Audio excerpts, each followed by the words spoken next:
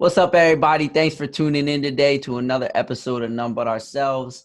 Today, I got the pleasure of sitting down with Dr. James Hassell. He's a Christian leader, master teacher, author, speaker, educator.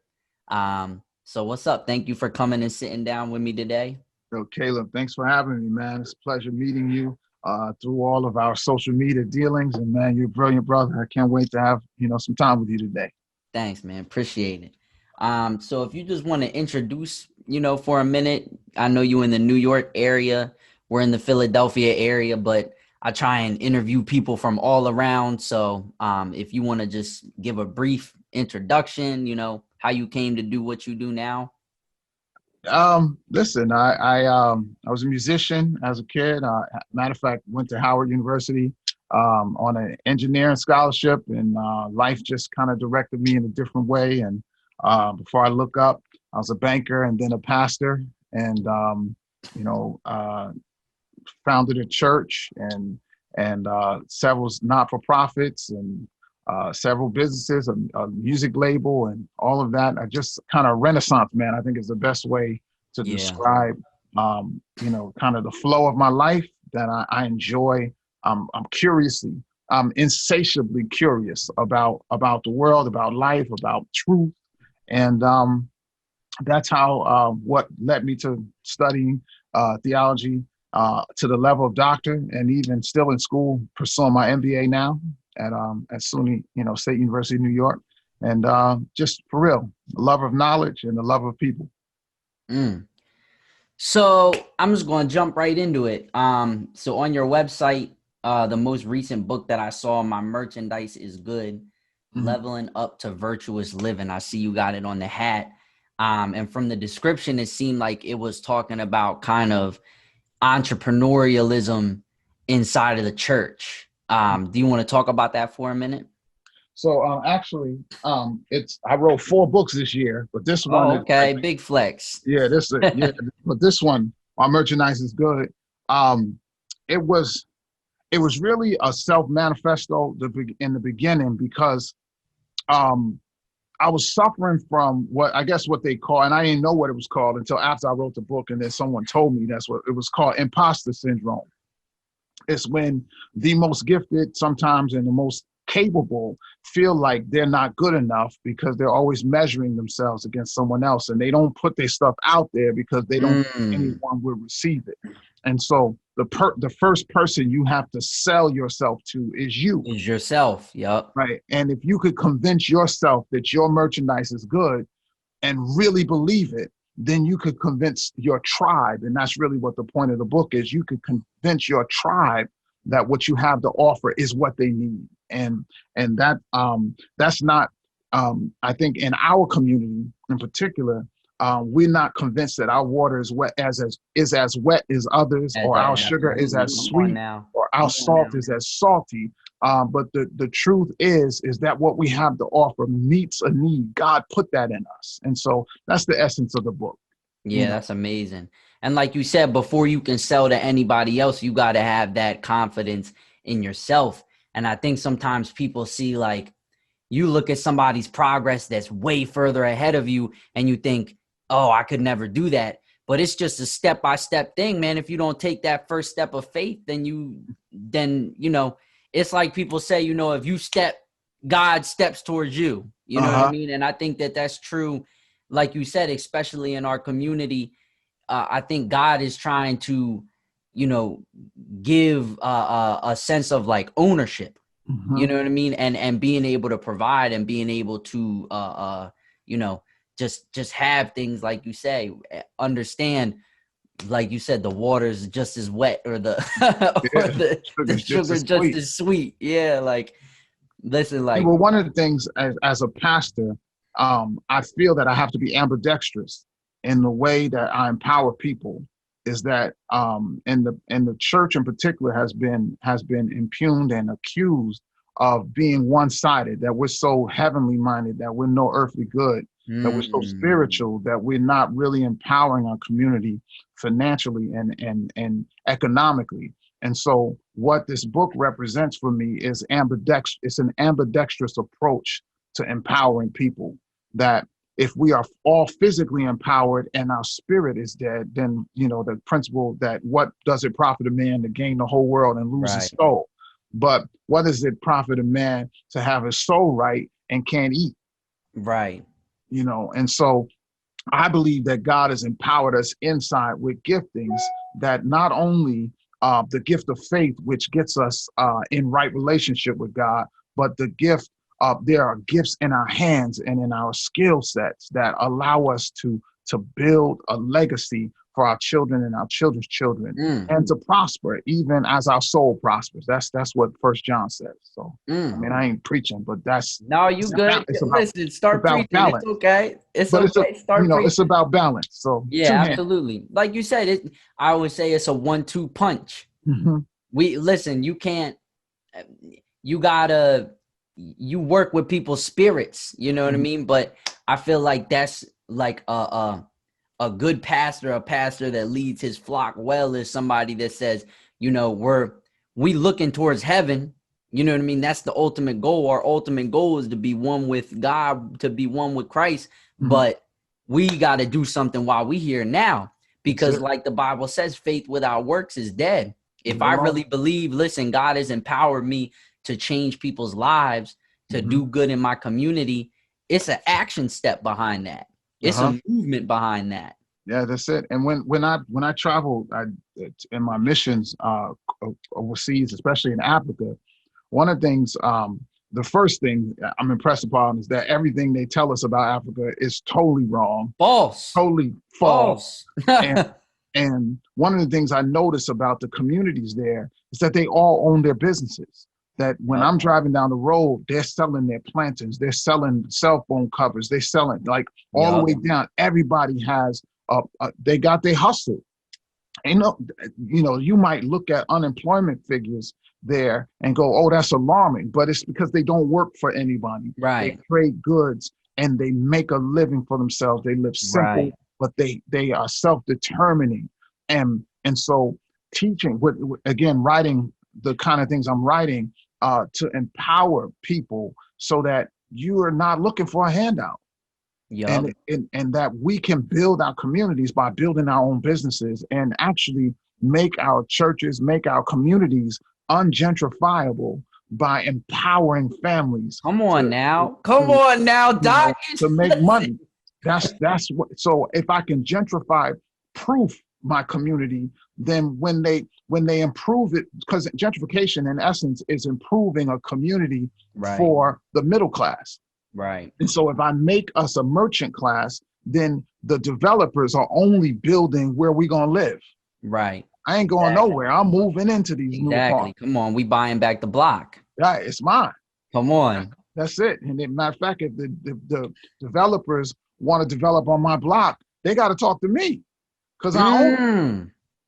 And listen, this is such a wonderful conversation because I feel like sometimes what's lacking out of the church is, and that's not to point a finger and say, oh, the church, but I feel like sometimes what's lacking out of the church is, it's almost like religion is given to like pacify people. You know what I mean? Like, oh, you in a messed up situation now, but if you just pray, everything is going to get better. It's amazing to hear you talk about like, no, we're trying to build our communities now.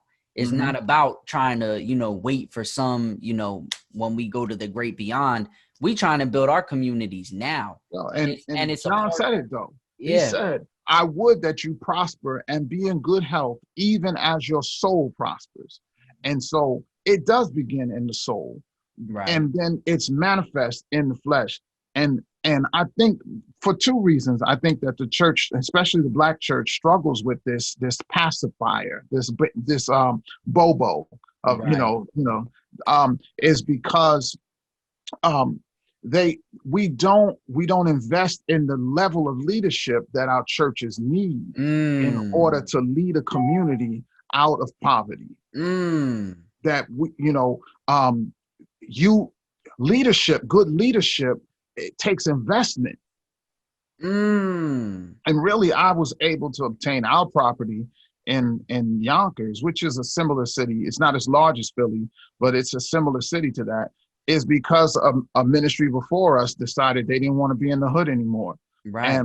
And one of the mandates we had was you can't leave. I don't care how successful you get. This Right. is where I planted you. Now you can expand, but you Right. got to be here. And to Right. the Right. point, many times we forget that we're assigned to territories. Come on now. That we have an anointing, we have a gifting for specific areas. I'm hood, I'm straight hood. I got a doctorate, but I'm hood. Right. PJs banging on project walls all Right. day, pissy hallways. I mean, that's where I was born and raised. This is why I was assigned to Yonkers. I'm not from Yonkers, but this is the kind of city I was assigned to with DMX and Jadakiss and Mary J. Blige. That's what my city. Right. That's my city. And their families go to my church. Wow, that's what's up. But the point is that because it's in my DNA, I understand that the suburbs, I have no effect there. Right. I Right. have it in the urban center, between 6 housing projects is where my church is. And I think a lot of people, like they say, grow where you planted, and you got to know your niche. You got to know your lane. God hasn't given everybody to do everything. And I think some people get, I'm not going to say especially in our community, because I think it's everywhere, but it's like just the culture at large is like, oh, you got to expand. You got to get big. You got to like level up and like leave the hood. And it's like, no, I'm trying to level up the hood, not level up and leave. That's it. Level up the hood. That's what I'm talking about. That is my calling right there, is that when I'm finished with my life, I want the community to look like that the gospel made a difference in people's lives. That Jesus Christ would be proud of how we loved one another and how we built a community so exemplary that the rest of the world looks at that Christian community and goes, I want to be a part of that. That's amazing, man. That's amazing. I definitely didn't expect to be talking this freely about that stuff. Nah, man, talk. Like, listen, with this platform, my thing is all like this whole platform is about just trying to pursue Black excellence. Mm-hmm. You know what I mean? I want to see the community do well. So like I was raised Christian, but like a couple weeks ago, I had a brother on from Israel United in Christ. You got something positive to say? Listen, come speak about it. His whole thing was like, listen, we got to give these kids something positive to look at. We got to give them a positive role model so they don't think that they just got to be a drug dealer or a ball player or, you know what I mean? We got to give them a positive role model. Yeah, come on and speak. I'll be having fitness people come on. Oh, this how we got to eat right to get our bodies, keep ourselves healthy so we can do the work we need to do. Man, come on here and speak. I had somebody last week. She teaches Yoruba. She's a Yoruba instructor. I watched that video actually. Yeah, and she was like, it's things that like when through the transatlantic slave trade, we had parts of our culture taken away with our language. Not saying that everybody in Africa speaks Yoruba, but for her specific experience, saying when you take away that language, there's things that you can say in Yoruba, inflections of, just like the community is built into the language, like the things you say when you get home, the things you say, like the way you address elders and respectfully address, elders versus speaking to somebody who's a contemporary. These are things that are built into the language. So when you take the language away, you take a piece of the culture with it. Right, right. Ayanna Van Zant is a Yoruban priestess. Actually, her name, Ayanna, is actually a title, is a Yoruban title. So we're very acquainted with.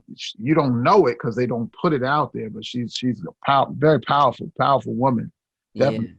Definitely, man. But great interview. I saw that one. I was gonna make a mention of that one, man. Yeah. No, so I'm loving it right now, man. Just doing the podcast, trying to network with everybody. So you listen, talk your talk. I love to hear it because I didn't hear a lot of that growing up in the church. You know what I mean? Most of what I heard was like looking towards heaven. So it's like, well, but if we in hell right now, Yeah. You know what I mean? Or if we living in terrible And I really circumstances right believe, now. that we should look toward heaven, and that we're not in hell right now. Mm, We've given an opportunity of purpose when we're given breath, that we can change this world in small territories. I right, think that I can't change the whole world, and but I can change Yonkers. I can change right, my block, and I can right, change it one person, one family at a time, by teaching practicality and being a support for them and supporting businesses. But I also, in the book, I also talk about creating stuff that people need. Don't try to force your family to buy stuff from you that they don't need. mm, Create what they need, and you'll make a lot of money. mm, You're an answer.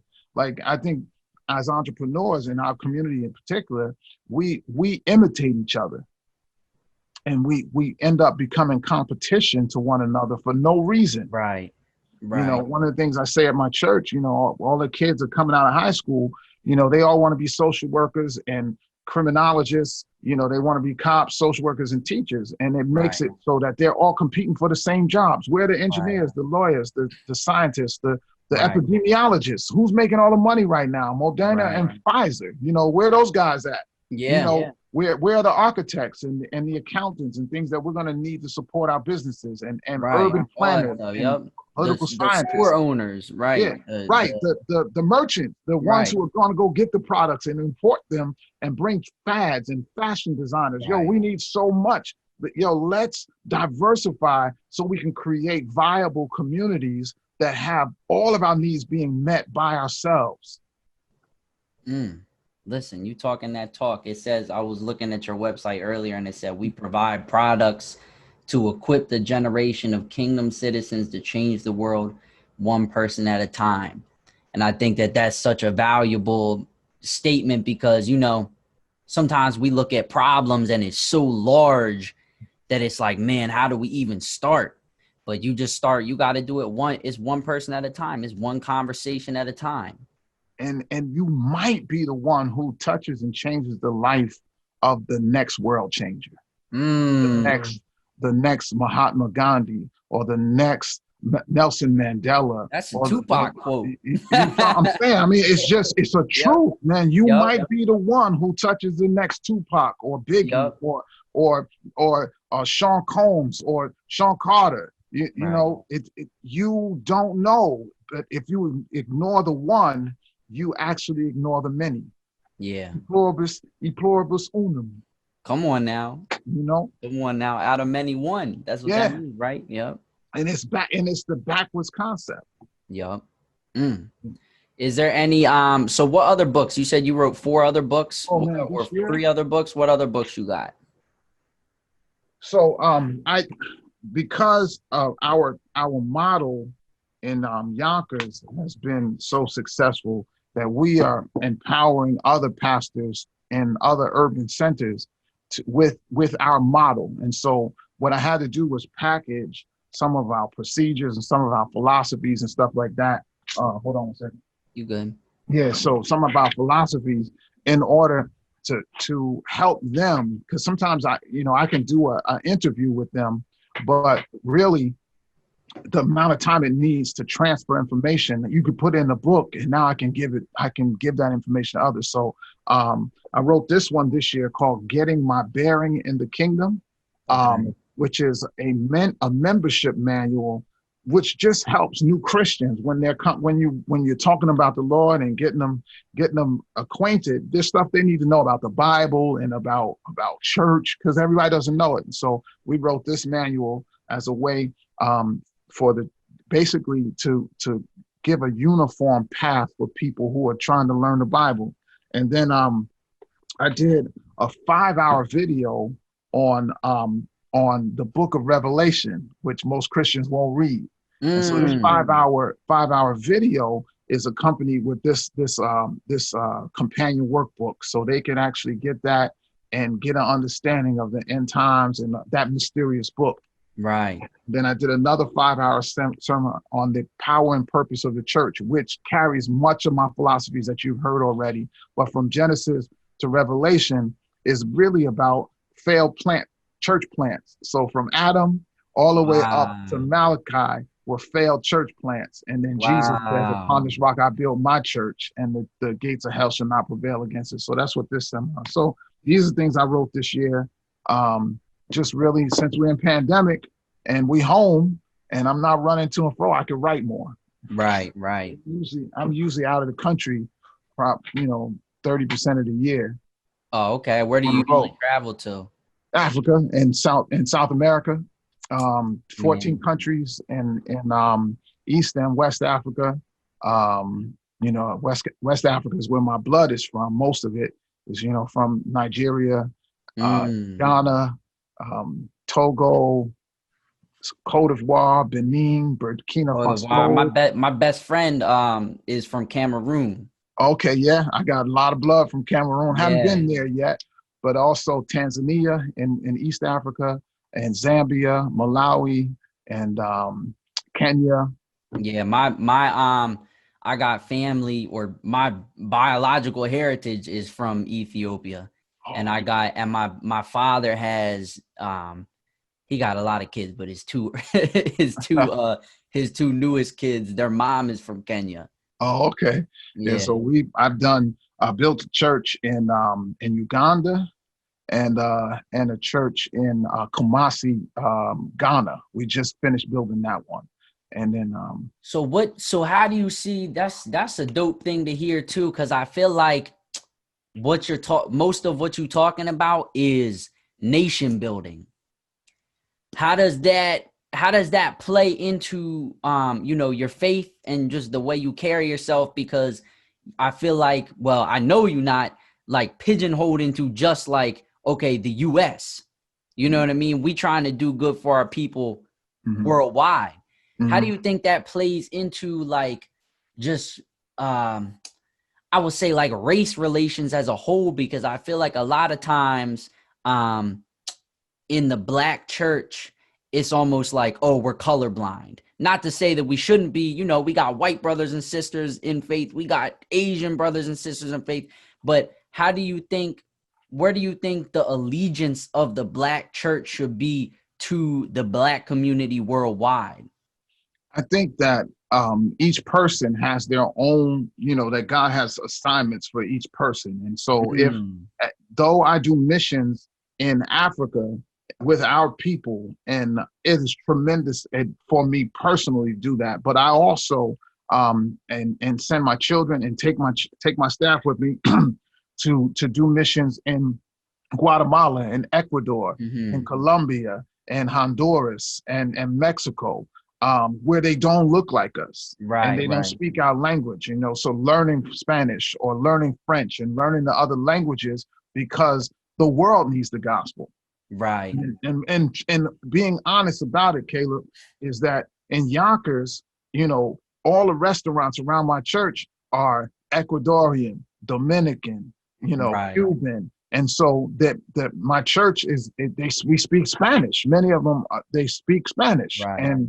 and the Mexican community and the Ecuadorian community and the Guatemalan community, we all mix together, and Yeah, so absolutely. I cannot be just focused on Black folk in a city that the growing minority and soon majority is Latinos. Right. Yeah, which I think we cousins anyway at the Right. end of And the so day. And that's why I feel like it's like a fine line to walk, especially in the ministry, because like you said, I think everybody has their goal, their God-given vision and goal. You and know what I and you mean? and Caleb, what I say this, especially during Black Lives Matter, when everyone was protesting, I was looking for some of my Dominican brothers and sisters to get out there and protest with us. They dark as we are, but they don't claim their African My heritage. brother is from the Dominican Republic, and he will look at you and tell you to your face, "I'm not black." I'm Right. like, bro. And that's rooted in, because I do missions in Haiti. Right. They're all on the same island, Right. Hispaniola. Half of Right. it is Haiti, half is the Dominican Right. Republic. But because of the borders, one Right. was French and one was Spanish, they don't claim the African. Yep. Well, they all fell off the boat. They all were slaves, Right. And so it's kind of frustrating when we don't make that. And so I encourage our communities to take those DNA tests and just live with the consequences of realizing that all of us we mutts, we're mixed. Yup. Yeah, everybody. Yeah, Everybody.